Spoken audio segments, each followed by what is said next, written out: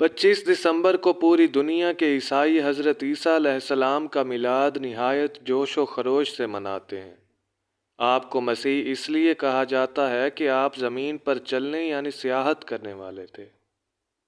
مسیحی کہلانے کی ایک اور وجہ یہ بھی ہے کہ وہ مسیحی یعنی ہاتھ پھیر کر کسی چیز کا برا اثر دور کر دیا کرتے تھے۔ عبرانی میں آپ کا نام یشوع یا یسوع تھا۔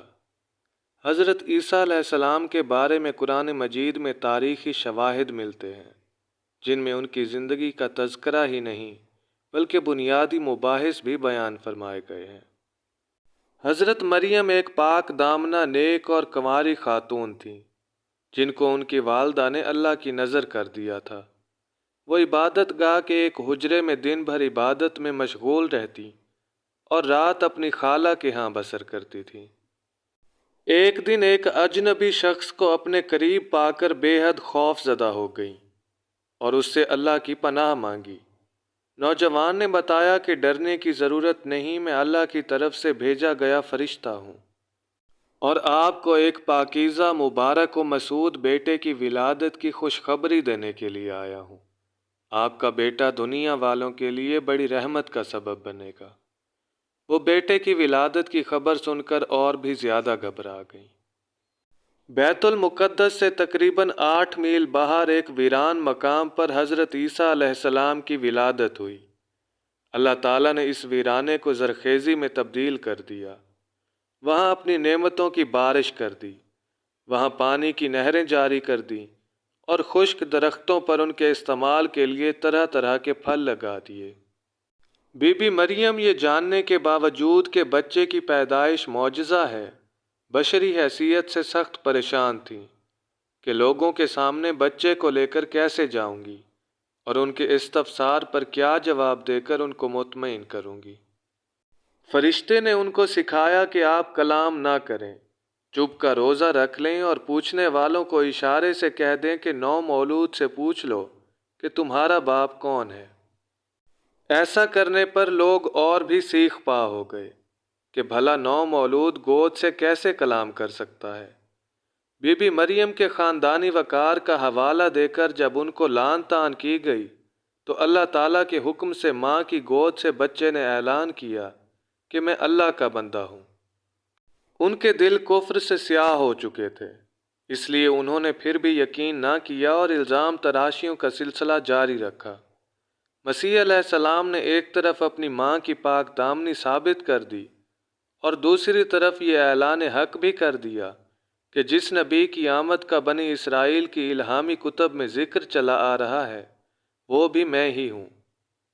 یہودیوں نے بجائے حضرت مسیح کی سچائی اور نبوت پر ایمان لانے کے دونوں ماں بیٹے کے خلاف اپنی مخالفانہ سرگرمیاں تیز کر دیں، جبکہ گود میں ہی کلام کرنے کا معجزہ ظاہر کرتا ہے کہ ابتدا ہی میں وہ غیر معمولی حیثیت کے مالک تھے۔ مسیحی عقیدے کے مطابق اس وقت کے حکمران ہاروڈ کو نجومیوں نے بتایا کہ ایک بچہ ایسا پیدا ہونے والا ہے جو تیری حکومت کے زوال کا سبب بنے گا۔ اس تشویش کے پیش نظر اس نے مردم شماری کا اعلان کر کے تمام لوگوں کو بیت المقدس آ کر اپنے نام رجسٹر کرانے کا حکم دیا۔ حضرت مریم بی بی اپنے منگیتر یوسف کے ساتھ نام لکھوانے کے لیے یروشلم روانہ ہوئیں۔ راستے میں ایک ویران استبل میں حضرت مسیح کی ولادت ہوئی۔ بچے کا نام یسوع رکھا گیا۔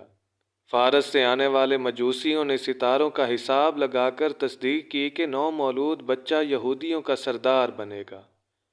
ادھر جب بادشاہ کو اپنے دشمن کی ولادت کی خبر ملی تو قتل کرنے کا حکم صادر کیا۔ اس دوران حضرت مریم اپنے بچے کو لے کر یوسف کے ہمراہ مصر چلی گئیں۔ وہاں تقریباً 6 ماہ قیام کیا اور بادشاہ کی وفات کے بعد واپس آ کر ناصرہ میں سکونت پذیر ہوئیں۔ اس دور میں طبیبوں اور حکیموں نے اپنے فن کو کمال پر پہنچا رکھا تھا۔ اللہ تعالیٰ نے اس مناسبت سے حضرت مسیح علیہ السلام کو معجزات عطا فرمائے۔ مایوس العلاج کو ہاتھ پھیر کر تندرست کر دینا، مردہ جسم میں بِإِذْنِ اللہ کہہ کر دوبارہ روح پھونک دینا، ایسے معجزات تھے جن سے آپ کی نمایاں شان ثابت ہو گئی۔ انہوں نے معجزات کو جادو قرار دے دیا اور دعوت حق کو ماننے سے انکار کر دیا، حالانکہ نئے دین کی بجائے حضرت موسیٰ علیہ السلام کے دین کی تکمیل ان کا مشن تھا۔ حضرت مسیح کی تعلیمات کا محور بھی توحید، رسالت، عقیدے کی درستگی اور اعمال صالح پر تھا، جو اسلامی تعلیمات سے بے حد ہم آہنگ ہیں۔ سور کا گوشت کھانا، کسی عورت کو نظر بد سے دیکھنا، عورتوں اور مردوں کا اختلاط اور شراب کے استعمال سے منع فرمایا گیا۔ حضرت آدم علیہ السلام سے لے کر نبی پاک صلی اللہ علیہ وآلہ وسلم تک تمام انبیاء و رسل کی تعلیمات میں یکسانیت پائی جاتی ہے، جن میں حضرت مسیح علیہ السلام کی تعلیمات بھی شامل ہیں، لیکن بعد کے ادوار میں ان کی اصل تعلیمات کو پس پشت ڈال کر اپنی پسند کی بہت سی تعلیمات کو شامل کر لیا گیا۔ امید کرتا ہوں کہ آپ کو آج کی ہماری یہ ویڈیو پسند آئی ہوگی۔ اگر ویڈیو اچھی لگی ہو تو اسے لائک کیجیے اور ہمارے چینل کو سبسکرائب کیجیے تاکہ اس طرح کی مزید ویڈیوز آپ تک آسانی سے پہنچتی رہیں۔ اپنا اور اپنے پیاروں کا خیال رکھیے۔ اللہ نگہبان۔